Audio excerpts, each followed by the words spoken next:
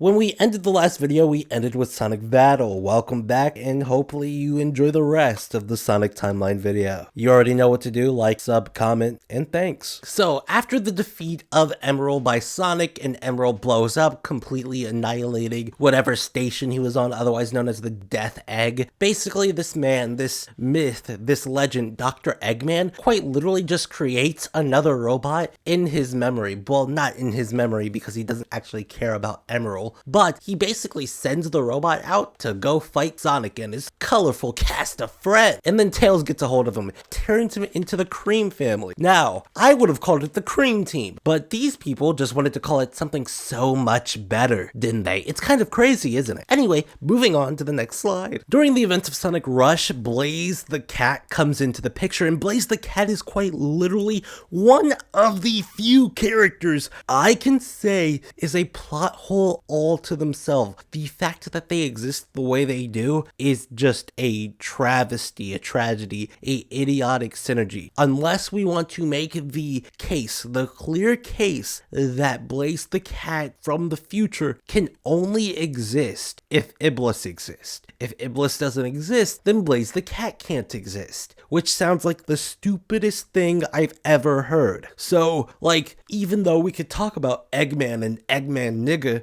we can just go ahead and say, like, Blaze is either a plot hole all into themselves, or Blaze is quite literally one of the few characters that's exactly the same between both the Soul Dimension and the original Dimension, meaning that after Blaze leaves the Soul Dimension, she'll appear in the future of Sonic's dimension, and Sonic will die in the current dimension and be in the future of the Soul Dimension. If that's actually possible, but we don't know. Blaze is just weird, really weird, but we are skipping, Sonic 06, because I just can't with that. It literally erases itself. I know it doesn't matter, but it urges me and bugs me all at the same time. Knuckles the Echidna is never beating the "I hate the Master Emerald" allegations, which is like crazy because he just literally left a Emerald in a floating city above the goddamn land, and it's crazy how Dr. Eggman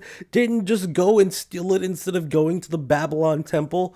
Bro, all he had to do was leave a body double, and he would have got this stuff.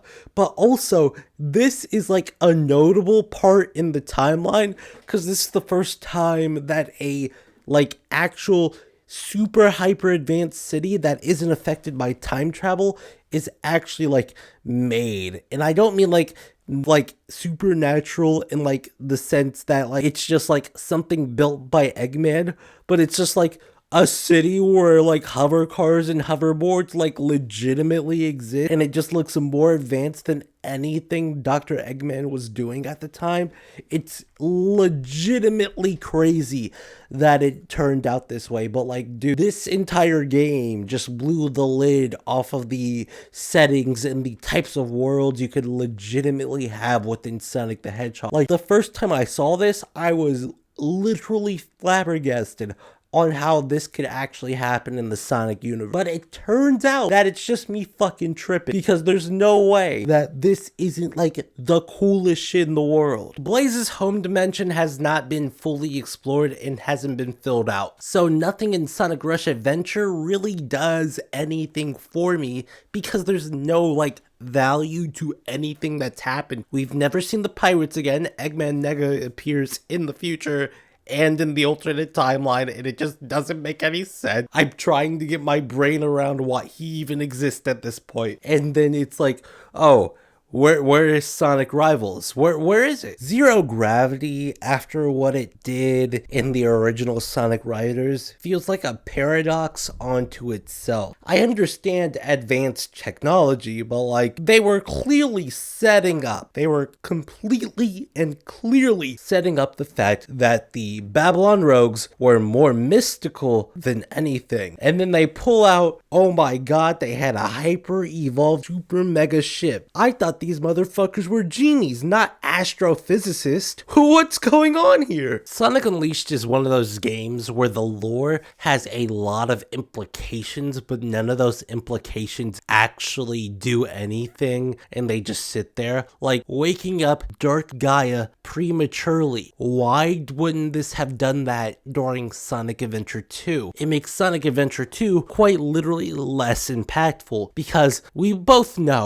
all know that the Eclipse Cannon would not have destroyed Dark Gaia. Dark Gaia is significantly more powerful than the Eclipse Cannon. So if he tried to blow up Dark Gaia, it would not have worked in any way whatsoever, meaning the planet would not have been destroyed, taking tension out of Sonic Adventure 2. And I don't think that there's a single line expressing how the Eclipse Cannon, is actually just like more powerful than Dark Gaia. As we both know, well, as we all know, that Sonic is quite literally one of the few series where the main protagonists and antagonists are on a sliding scale, constantly moving forward instead of, moving back.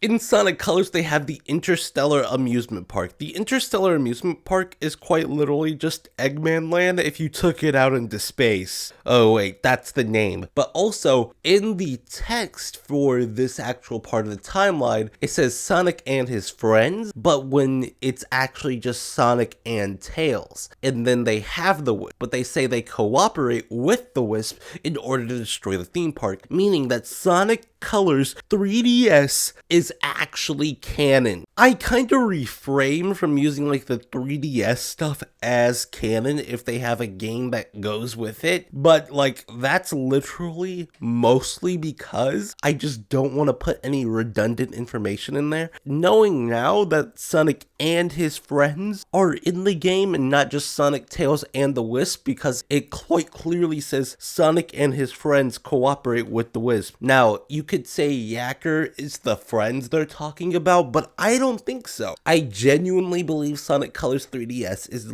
legitimately super fucking canon. That's actually insane. Dr. Eggman finds the Time Eater and the most goofy shit happens, because really think about it like this. He gets a primordial being, and instead of just going back in time to kill Sonic before he's born, he erases time and makes it to where he won all the encounters. But then Eggman is nowhere to be seen because the entire world would be a bad future Sonic type bullshit, and it's not that. It's quite literally not that, because Eggman's goal wasn't to erase time. That was never his goal. If you listen carefully, one of the last cutscenes, I'll play it here if I find it, but basically his goal was to erase his defeats, make it to where he doesn't get defeated, meaning that he would have roboticized and literally just turned everything into metal to destroy it, because his goal is to take over the world and turn it into a literal machine empire.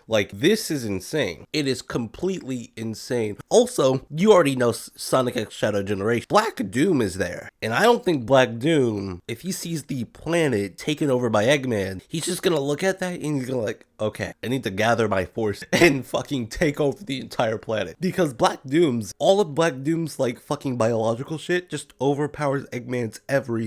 No matter how far back in the future you go or how far in the past you go, it doesn't matter. It's just wow, bro just tops everything. Black Doom is quite literally one of the strangest characters in fiction based on canon Sonic lore. Based on what Ian Flynn says, well, this makes a lot of sense. But let me read out this part of the past for you. Taking advantage of the space-time anomaly caused by the Time Eater, Black Doom is resurrected. What this is saying is that a dead person took advantage of space-time to bring himself back to life. Because think about it like this. Why would Eggman revive Black Doom himself? He has control over the Time Eater. Reviving Black Doom is a bad idea. Do you think that Eggman was doing something during the events of Shadow that would have literally made him win the entire universe, and because Black Doom died he couldn't do it? Maybe, but they don't confirm that in the game. There's nothing for Black Doom to take advantage of because he's dead. Because without the Death Leech larva reviving him, he can't do anything. Unless the Death Leech larva, when it's sitting there, is quite literally doing something that nobody has ever thought about before. And it's actually like one of the few sentient black orbs able to control time with its thoughts and stuff. Okay, really think about this, okay? Like, there are moments within Shadow Generations that we do not see. Gerald and Maria, who were supposed to have died a long time ago, are also resurrected. They spend a fleeting precious time together in stopped time space. They didn't do that. In the game, Shadow is quite literally running away from Maria and Gerald up until the end of the story. This cannot be canon. It just can't be canon the way they're saying it is, unless Sonic is doing the Star Wars thing where there's 50 ways to tell this story that everybody's telling the story from, and like only one of them is true, but you'll never find out which one of them is true because those sliding time scales or whatever. It's kind of weird. Sonic Free Riders is like one of those games that it takes something from a previous game and uses it for a different thing. You see, Sonic Free Riders is what if you took Sonic Heroes and turned it into a racing game and then like made everything a bit more lame. And that's what happens. They basically take all the Biosonic, Biodata, take all that stuff and just put it into Metal Sonic so to make him a better racer. Like bro, it's the worst of all time. Like, why? It's horrible. It's bad. It's gay. Sonic Lost World being the funniest Sonic game is quite literally one of the few things that I can say has the funniest plot. The magic conch shell. And then the demons betray Eggman and all that stuff goes down. There isn't really any big lore implications. During this time, they were trying to divorce themselves from all the dark stories and stuff, which was good for me. It got me into the series because there's like a lighthearted era that you can just jump into and hand anybody a controller and just have them play through the game and get a feel for the characters. I do have to say, the lore implications are scarce. Okay, it's horrible. Team Sonic Racing is canon, but it has nothing to do with the Sonic Riders games, so it just has no lore, if I'm being honest. Now, being clear here, that does not mean that I hate the game. I actually like the game, but it has no lore implications. It's just really bad in that way. Like, sometimes you just need to divorce yourself from everything or enforce yourself on everything, and I divorced myself from Team Sonic Racing as much as possible because it has no lore. Okay, one thing that people need to remember is that they took the Phantom Ruby out of Infinite and put it into the Death Egg Mark 352. Well, not the Death Egg, but the Death Egg robot. And I think the thing that people need to understand about Infinite is that Infinite died at the end of the story. He just died off screen. He saw Infinite get defeated and went like, oh, nope. Eggman did something that caused him to go back into his Eiffel Tower, and then bro killed him, butchered him, just to take the Phantom Ruby out of his chest and put it into his robot. Now, people keep asking for this Infinite guy back, but like, bro, they're trying to make everything canon, and if they're making everything canon, that means that the canonicity is too canon for me to canonly ignore. But basically, Infinite is dead, and then you also have to remember the fact that Eggman quite literally just destroyed Gun outright. Gun no longer exists in the current timeline, and that's actually pretty insane. While investigating the ancient... Okay, let's cut to the chase. Basically, what this means is that Angel Island is connected to the Starfall Islands through technology, not just through the fact that they worship the emeralds, like the emeralds in total, like the Master and the Chaos. Not like they only do that, but they are literally connected through physical technology that you can access through the real world. Meaning that literally Sage, the artificial intelligence, oh my god, that's what she's gonna say. I'm Sage the artificial intelligence. That would be fucking hilarious. Just an AI who loves adventure. But basically, the cyberspace is basically a way for them to capture Knuckles at any time. They're probably not going to do that because that would just be, well, auto lock on Knuckles. You just capture him anytime you want him off the board. But like, they haven't done that yet, so it's kind of weird. Like, Sonic Frontiers is the last game in the timeline, and really, let's think about this really quickly. Like, the end has a lot of implications. Like, is this what happened to the moon at the end of Sonic Adventure 2? I'm joking, obviously. But like, let's think about this very practically, okay? Sage says Sonic has unlimited potential, well, limitless potential. Different things, people using them interchangeably though. Like, dude, there's so much in this game that you could just think about and just fester on forever. Like, there's so many references that Sonic makes to other things in the franchise, so it makes it easy to do that. But Sonic Frontiers is kind of its own bag of worms because we don't know how it connects to the future yet. And although we know how it connects to Chao, Chaos, and the Ancient, how all those connect, how the next game connects those things together is going to be very weird. Thank you for watching the video. Hopefully you have a beautiful day, and remember, hit the like and subscribe button. I know I said this at the beginning of the video, but you know, I'm almost at 500 subscribers, and this could do really well. So, you know, I just wanted to tell people, you know, because I actually like making content, but you know, it takes a lot of energy because I go to work. Anyway, I'll see you guys later. Have a great day. I be Doc, Grumpy, Bashful, and Tyrone. I never save a black bitch's number in my phone. It's the Mambo King, Xavier Cougat. Call me Mario, nigga, cause I'm wearing my coon hat. Some of my best friends are black. They say I'm fucking racist. Homie, I ain't the one who put your ass on a slave ship.